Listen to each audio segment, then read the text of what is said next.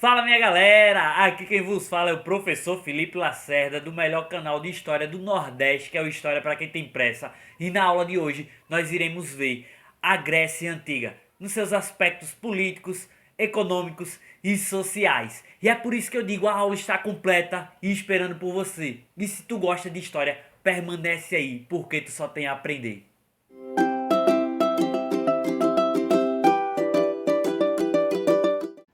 Fala meu povo, bem-vindos ao melhor canal de história do mundo, que é o canal de história para quem tem pressa. Lógico, comigo, Felipe Lacerda, professor nordestino arretado, que gosta daquilo que faz. É por isso que eu digo, vai logo deixando teu like, se inscrever no canal, comentando críticas, não só críticas, né, o elogio, né, porque o cara gosta de elogio, tu não gosta. Aí tu comenta e compartilha também para os amigos, belezinha? O palco de hoje simplesmente é a Grécia Antiga, meus caros. Né? Eles que são famosos por deixar várias coisas para o nosso presente. Mas será que eles adquiriram tudo? Ou será que o povo que criou a Grécia Antiga foi um único povo só? Então a gente vai descobrir isso nessa aula. Além disso, também falar sobre esses legados que eles deixaram para a nossa civilização. É por isso que senta-se aí, porque a aula vai começar. Para a gente entender desse povo, é necessário a gente saber onde é que Febe eles estão.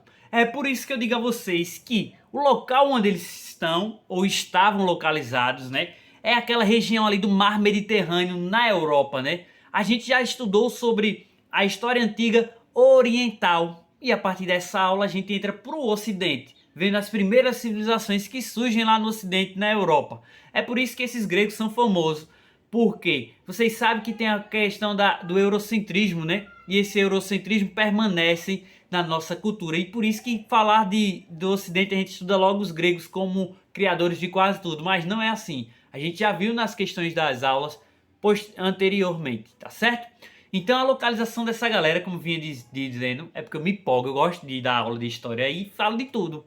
Aí lá na Península Balcânica, lá no meio do Mar Mediterrâneo, no continente europeu, conforme você consegue enxergar aqui nesse mapinha onde surge essa galera. Lembrando que eles não são unificados, tá certo? Para mim, minha opinião agora, um dos problemas do declínio desse povo aí não foi a não unificação, e sim nessa divisão entre cidades e estados, e nunca conseguiram unificar esse povo em um só. É por isso que veio a decadência, né? A gente vai ver isso, a gente vai ver. Calma aí, vamos lá avançar.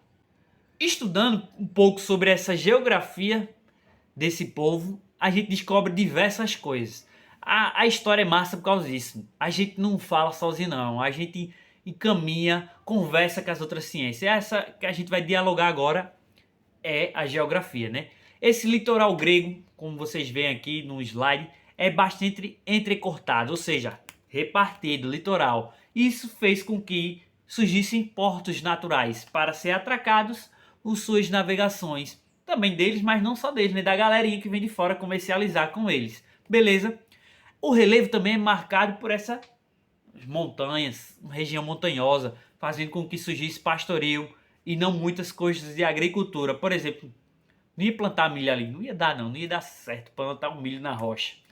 E aqui nessa imagem a gente pode ver aqui a montanha mais alta do topo da Grécia, que é o Monte Olimpo, né? Onde os gregos acreditavam que seus deuses estavam lá relaxando. Ao subir nessa montanha eu encontraria, deixa eu ver qual deles, né? Eu gostaria de encontrar o pai de todos, Zeus, ter uma conversinha, um tete a tete com ele. E você, gostaria de ver quem? Vejam aí que aí moravam os deuses segundo os gregos. Belezinha? Essa é um pouco sobre a sua questão litorânea. Sendo isso, já que a questão geográfica deles não permite muitas boas agriculturas, né, muitas boas colheitas, a verdade é essa, vai acontecer o quê?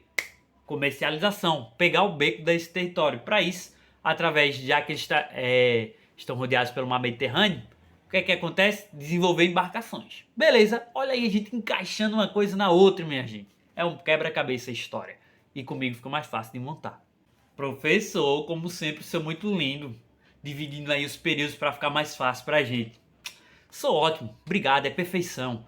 Né? A cronologia aqui ao lado, no slide, você consegue ver como é que a gente divide essa história antiga da Grécia. Primeiro, período pré-homérico, né? Que é a ocupação daqueles povos que acabam formando a sociedade, a civilização chamada grega. Aí depois vem o período homérico, né, quando há a existência de Homérico através de suas poesias, né, a Ilíada e a Odisseia. Depois vem a arcaica, o período arcaico, que é quando vai começar a surgir as polis, as cidades gregas. E depois o clássico, o apogeu da cultura, o surgimento do meu amigo Sócrates, Aristóteles e entre outros.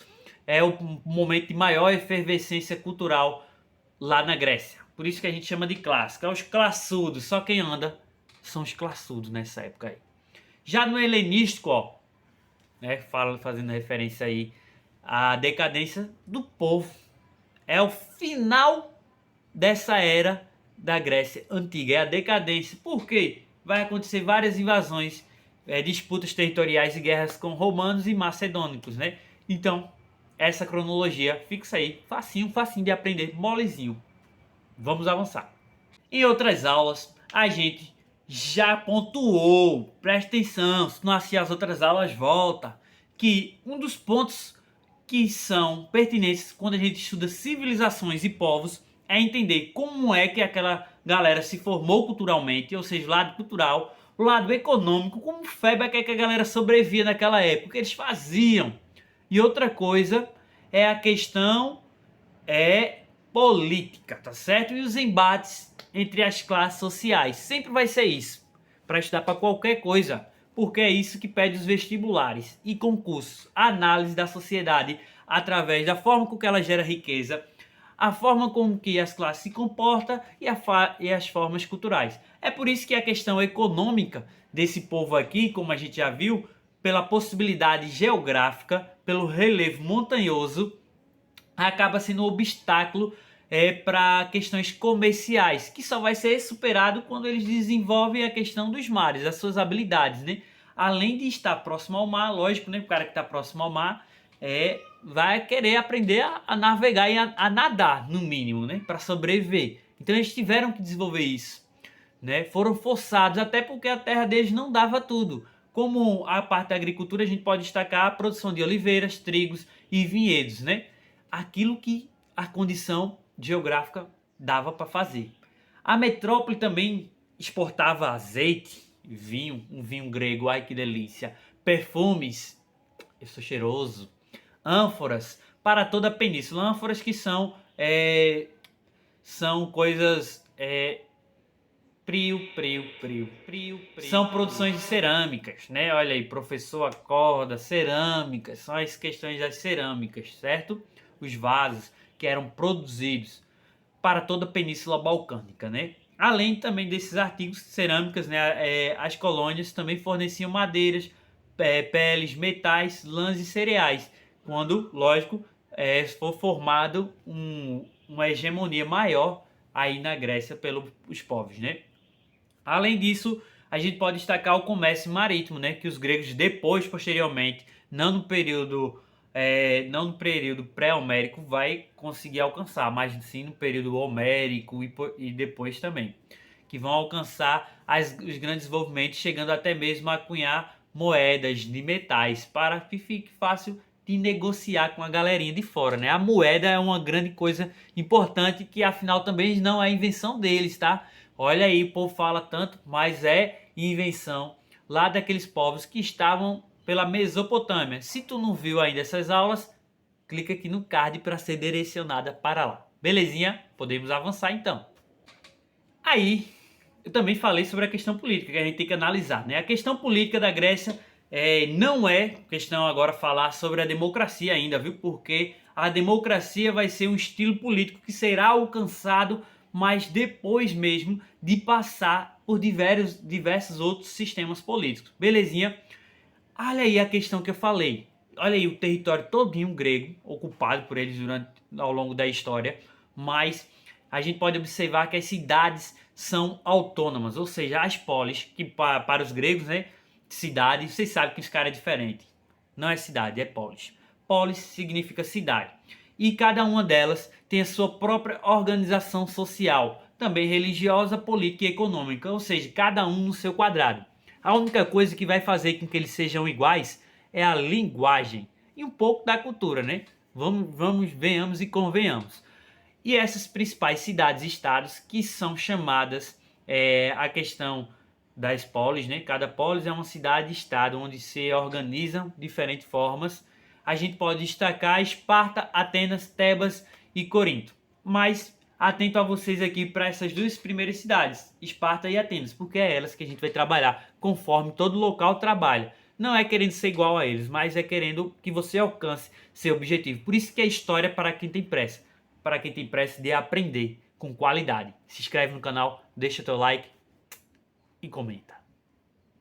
E aí, professor, como é que funcionava essas polis? Bom, essas polis eram organizadas às vezes por vilas, né? Áreas pequenas, mas também divididas em três núcleos, a gente poderia dizer.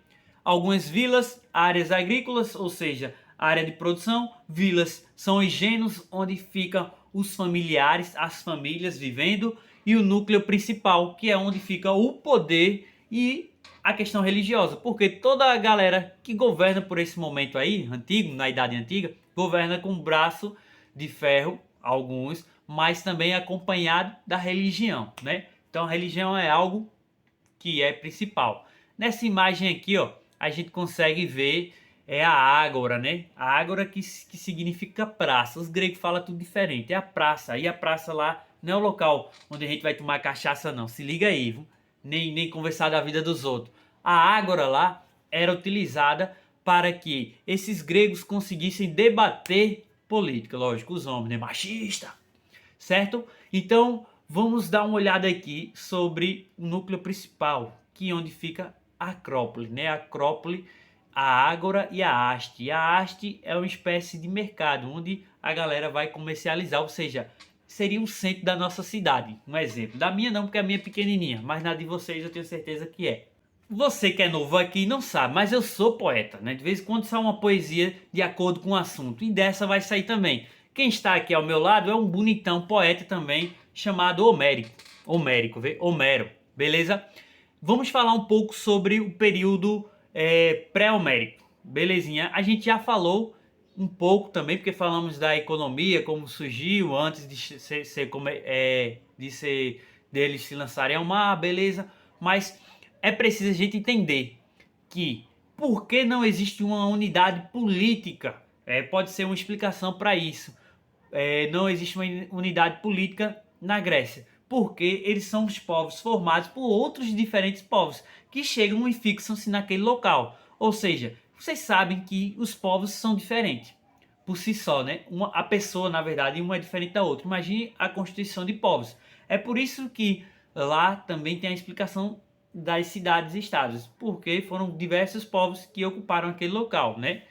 Um deles a gente pode destacar aqui os aqueus, jônios, os hélios, os dórias, que vão chegar naquele local, vão se fixar, né, através de várias ondas sucessivas de tentativas de adentrar no local, formando a base da cultura que a gente chama de cultura grega. Mas vejam aí que no período pré-homérico essa galera ocupa, e isso explica por que existe as cidades-estados e elas são autônomas e independentes, porque a formação dela não foi um povo unificado, ou seja, trouxeram bagagens culturais de outras regiões, fazendo com que eles não inventassem tudo os gregos, mas que fosse decorrência da história, como tudo é assim. Belezinha?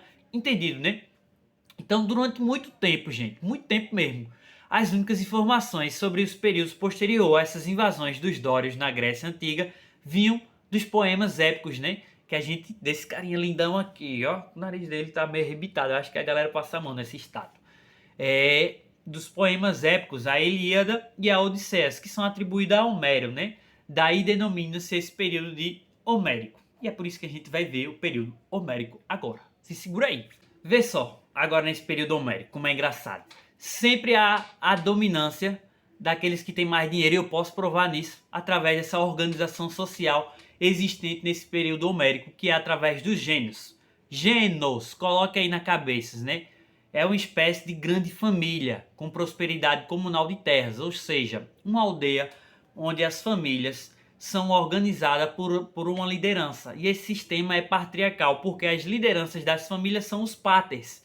Paters que significa pai, tá certo? Então os gênios entram em colapso devido a um aumento populacional e poucas terras férteis para o cultivo, o que gerou uma série de conflitos pelos direitos de usá-la. Ou seja, muita gente em um canto pequeno, só que essa terra é comunal, é repartida entre essas famílias, mas não é um local privado, mas sim da aldeia. Todo mundo pode partilhar dela. E aí começa o rebuliço, confusão, gente querendo terra, e isso acaba fazendo com que esse sistema organizacional entre em decadência, né? Como consequência, a terra comunal foi aos poucos tornando-se propriedade privada. Por quê?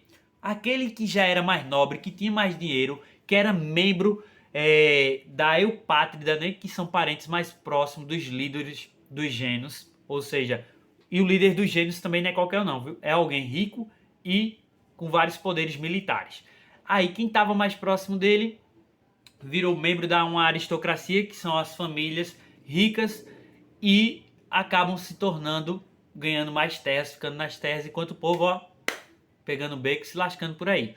Ok, então esses eupátridas acaba fazendo com que surjam algumas desigualdades sociais nesses gêneros, formam uma aristocracia em torno de um monarca, um rei, que seria aquele que foi antigo chefe dos gênios. Ele agora começa a ser o rei, apoiado pela aristocracia, que eram os amigos que andavam junto do chefe dos gênios. Ou seja, os babões escolheram o rei e o rei continuou a governar. Ok?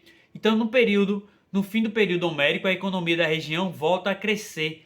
Desenvolvimento da navegação permitiu também a colonização de terras distantes, estabelecendo também lá no Egito. A gente vai ver esses embates que ocasionaram, não nessa aula, mas em outra separada, a colônia no Egito, tá certo? Nem só no Egito, mas na Península Itálica, entre outros. E essa expansão ajudou a incrementar as atividades comerciais, dando origem a uma intensa rede de comércio dos gregos, fazendo com que eles fossem as maiores potências daquela época. Belezinha? Então, com a decadência desse período chamado período homérico, vai chegar o período arcaico, que é aí que vai mudar, né? Esses chefes de família, esses chefes de gênios, ou os monarcas, né? Que vai surgir esse período da monarquia também. Percebam que a democracia não foi o salto inicial dos gregos, não. Já começaram na democracia, não. Passaram por um processo até chegar até ela. Percebam que o período monárquico foi embora. E algumas cidades, né, gregas acabam escolhendo alguns governantes como soberano, né? Abolem esses governantes soberanos. E entra o substituído dele, que seria os membros da aristocracia. Ou seja, sai o governo de um para o governo de poucos, que é o governo aristocrata, de famílias. As famílias começam a comandar algumas dessas cidades. Um exemplo da aristocracia é Esparta. Beleza? Mas em Atenas, pai, o negócio é diferente, né? Atenas é conhecida pelo quê? Pelo pensamento, pela filosofia. Então a galera lá vai reformular completamente essas relações sociais nesse período arcaico, viu? No período arcaico que vai surgir o governo da maioria, que se chama democracia. Democracia, que vem da palavra demos e cracia, né? Demos significa pessoas, cracia significa o quê? Poder. Então, povo no poder, ou poder do povo, esse povo que passa a ser agora a maioria na decisão das escolhas. Beleza? Olha aí, essa democracia ateniense é marcada pela participação do cidadão nos negócios públicos. Enquanto isso, Esparta agora acaba se destacando por ser uma sociedade rigidamente estratificada e por seu espírito guerreiro acaba sendo uma aristocracia. Belezinha?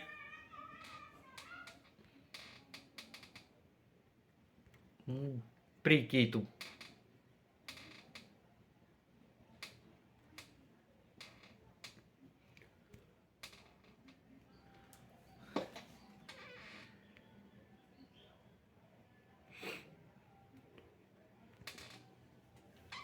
Aí vai chegar um boyzinho aí e vai dizer: professor, o senhor nem falou da democracia, como funcionava o poder político lá em Atenas e em Esparta. Calma aí, jovem. A gente vai chegar nessa parte. Primeiro vamos analisar esses períodos como um todo, depois a gente vai chegar nas questões de cada povo. Que te senta aí, acalma que a gente vai chegar lá. Beleza?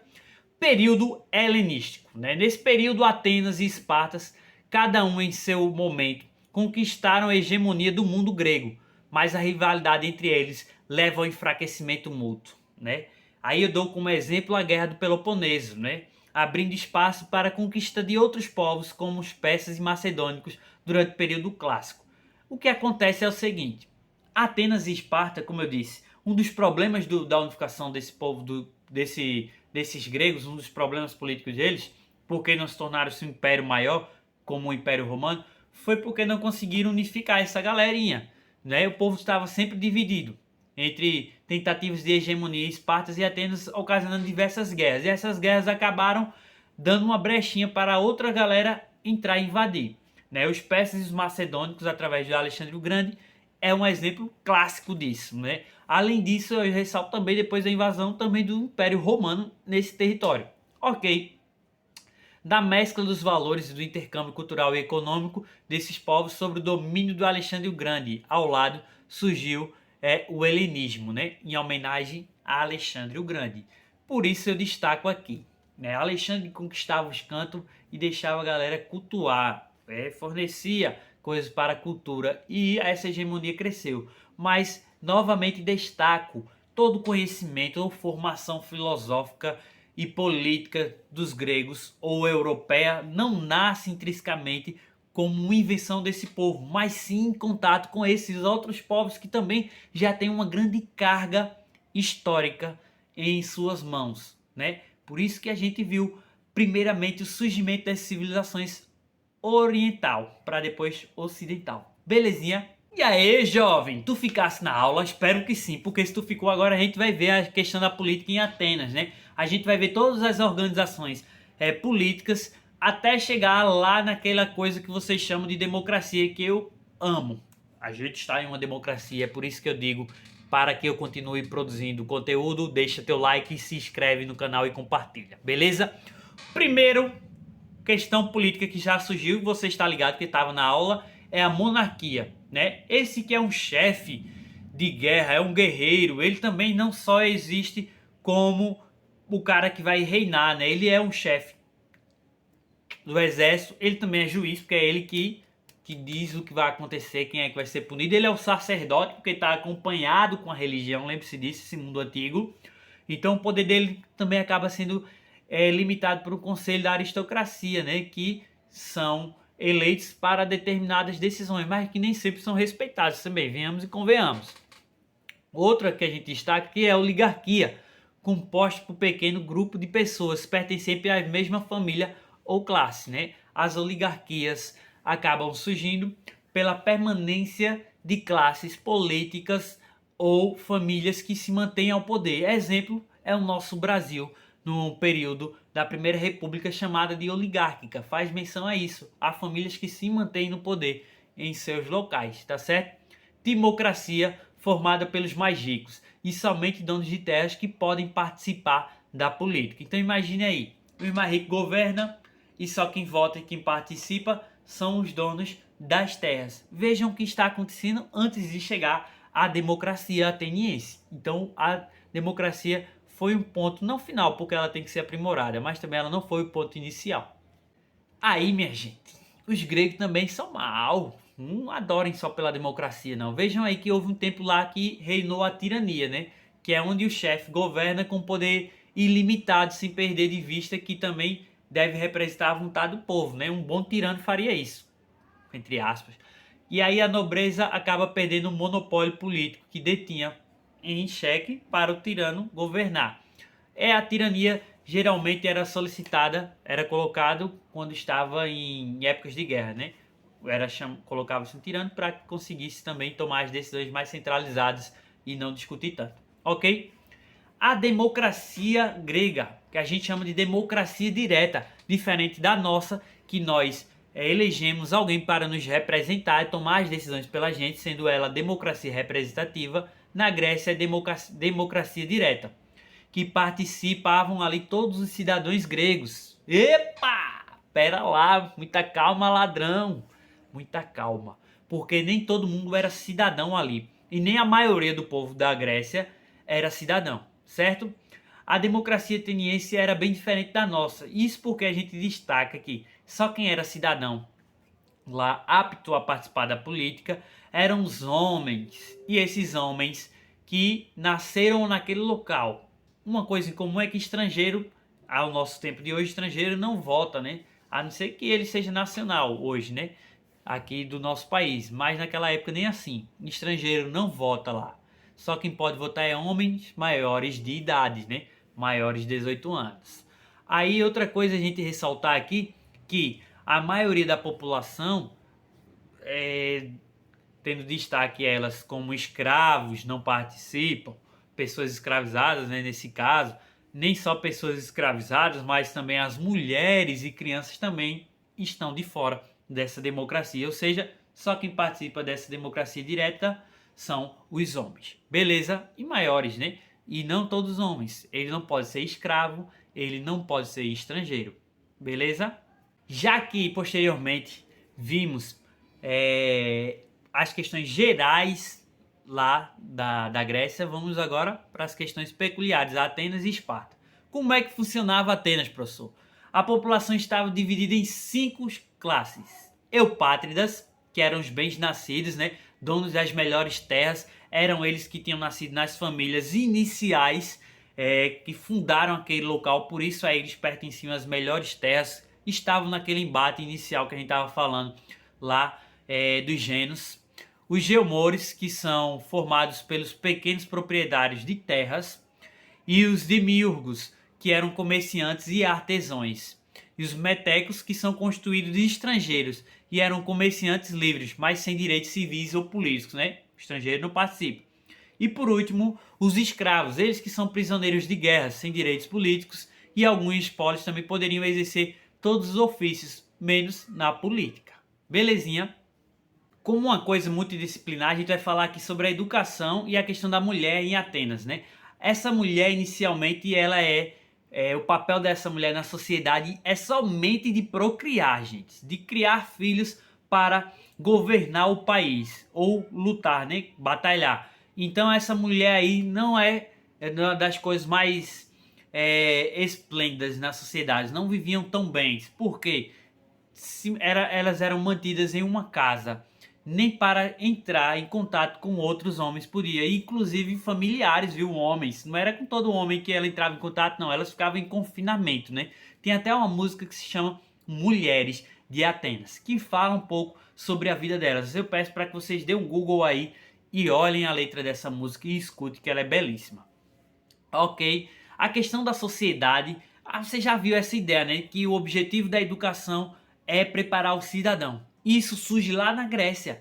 Você não vai achar esse conteúdo aqui em local não, viu? Em aula nenhuma por aí, só aqui no História para quem tem pressa. Isso surge lá na Grécia, porque ele prioriza a formação integral do indivíduo. Lógico que esse indivíduo tem que ser grego, né? Um cidadão. Aí ele prioriza essa galera porque queriam que eles desenvolvessem o preparo físico, bom guerreiro, né? Ou a questão psicológica e a questão intelectual, com duas finalidades, né? A primeira é a formação do homem pleno e o domínio do equilíbrio, né? A formação do homem pleno é um cara saudável e a questão da formação aí do equilíbrio acontece na questão do equilíbrio mental. Belezinha? Aí, professor, mas eu gosto tanto de Aristóteles, eu também, mas Aristóteles, né? Até porque ele é um homem do tempo dele. Toda vez que a gente vai julgar a história, para não cometer anacronismo, a gente não levar as nossas crenças, valores da nossa época para a época passada. Tá aí por isso essa frase que a gente vai ver aqui de Aristóteles. Lembre-se que ele também era um homem daquela época e vivia naquele meio. Então, comum ele reproduzir as ideias daquela época. Ok? Vejam aí, a condição das mulheres de Atenas, assim como em toda a Grécia Antiga, era completa submissão ao mundo masculino, com exceção de Esparta, né? As mulheres eram dominadas pelos homens, chegando mesmo a serem comparadas com a situação de escravos. Aí Aristóteles vai dizer, a mulher é um ser imperfeito e por isso mesmo inferior aos homens. Ok, aí frase de Aristóteles, mas não julguem o cara, porque ele também é um cara da época dele. Em Atenas, as mulheres bem-nascidas viviam isoladas num aposento de casa. Para elas, as mulheres tinham apenas uma função, de gerar filhos e de preferências homens. Se fosse mulher, estaria na condição de reprodução, mas para fazer-se um homem feliz, devia dar-lhe um filho um homem. Belezinha? Felizmente. Mas ainda bem que a nossa sociedade superou esse pensamento patriarcal que vem desses pátridas que governam a Grécia Antiga. Ai, professor, o senhor só fala de Atenas, vai falar de Esparta? Não, chegamos, jovem. Calma, vocês têm que ter calma. Chegamos lá. Falar de Esparta é lembrar o seguinte, que tem 3 camadas sociais distintas. Aquelas que são top, aquelas que são mais ou menos e aqueles que são lascados. Vamos lá. Primeiro, os espartanos, né? Que são a classe dominante, são os militares que estão guerreando. Além disso, são os caras que participam da política, participam da guerra e da política. E no meio vem os periecos, que são camponeses, comerciantes, artesãos. Para vocês verem que tem uma grande distinção. Eles não podem se casar com espartanos, fazendo assim com que eles não consigam sair dessa sociedade, sendo um estamento. Se ele não pode casar com um espartano, como é que vai ter filho espartano para poder participar da política e do exército? E ainda mais, quando chegava a batalha, os periecos ficavam em uma camada, uma unidade à parte do exército, não se misturava com os espartanos. E por fim vem os eilotas, né? Eles que eram servos, cultivavam a terra e muitas vezes a guerra ia uma guerra também, mas como escolta, carregadores e também criados para prevenir as constantes revoltas. Os espartanos promoviam matanças anuais de ilotas, porque eles são maiorias nas sociedades, então faziam essa eliminação deles, tá certo? Se ele é maioria, ele procria mais, e os espartanos acabavam destroçando esse povo. Agora veremos a educação e a questão da mulher lá em Esparta. Se Esparta é famoso pela questão militar, é lógico que as mulheres, ou é lógico que as crianças, elas logo irão ser educadas para o quê? Para ser um bom militar, beleza? Por isso que a educação das crianças era tarefa do Estado e tinha como finalidade a preparação do indivíduo para a guerra, ou seja, quem tomava conta da educação era o Estado. Mas acontece o seguinte, se tu fosse da família espartana e tivesse um filho homem, ele quando ficasse de maior, entre aspas, né, quando tornasse criança, já era considerado maior e colocado no exército, sendo tomada da família pelo Estado, certo? Aos 7 anos, olha aí, os meninos espartanos já iniciavam sua educação, como veremos com mais detalhes a seguir, que justamente é isso que eu estou falando aqui, é a questão de que eles eram retirados das mães e tomados pelo Estado e sendo preparados para a guerra. Já a educação feminina limitava-se ao fazer das mulheres, criar crianças saudáveis, jovens que praticavam ginásticas e eram acostumados a se mostrar nuas nas festas. Comparativamente, eram um dos mais livres que os atenienses, as mulheres, já que os maridos passavam a maior parte do tempo nos quartéis, as mulheres podiam sair de suas casas, né? Enquanto os atenienses colocavam as mulheres nas tocas, as espartanas podiam sair até para desenvolver as atividades do dia a dia na casa que elas necessitavam, mas elas também tinham o dever de criar filhos homens e esses homens para a guerra, filhos saudáveis, belezinha? Olha aí a questão da criança no exército, né? Ao nascer a criança era examinada pelos anciões, que são os mais antigos, né? Os caras mais velhos. E se fosse sem defeitos físicos, a criança devia viver. E se não, era atirada do alto do monte para que não passasse sua inferioridade física a possíveis descendentes. Ou seja, para que seu DNA não continuasse a perdurar e nascesse outras crianças mais deficientes. Então, minha gente, criança com deficiência lá não era bem vista, né? Isso fica em um filme que é o Espartano, né? Falando sobre esse povo, destacado no filme. Até os 7 anos a criança era cuidada pela mãe e em seguida era entregue também para o Estado, que educava de acordo com os valores espartanos. E aos 12 tinha o início da educação militar, sendo enviados para o campo onde deviam sustentar-se por conta própria e dormiam ao ar livre. Ou seja, soltava lá no meio dos matos e dizia, se tu sobreviver, beleza, entra no exército, é uma criança boa. Se não, tu não vai voltar, né? Porque vai estar morta. Então as crianças eram selecionadas através de seu poderio militar. Por isso que eram criadas com essa função. E os espartanos realmente se destacavam nessa questão militaresca. Certinho? Então, gente, espero que vocês tenham gostado de aprender um pouco sobre os gregos, seu mundo, sua organização social, sua organização política, geográfica e também um pouco da sua cultura, né? Bem em breve teremos vídeos separados sobre as batalhas, sobre um pouco mais desse povo na questão cultural, nas questões de embate com outras galerinhas, inclusive o fim dessa sociedade se dá a partir da decadência do Império a partir de suas batalhas e a entrada do Império Macedônico sendo destruído e avassalando esse povo. Belezinha? Esse povo que também destaca foi tomado, muitos como escravo de Alexandre o Grande. Mas é isso, espero que tenham gostado. Deixem seu like, se inscrevam no canal, curtem, comentem, para que a gente consiga produzir outros vídeos com o intuito de alcançar o objetivo com vocês. Até a próxima!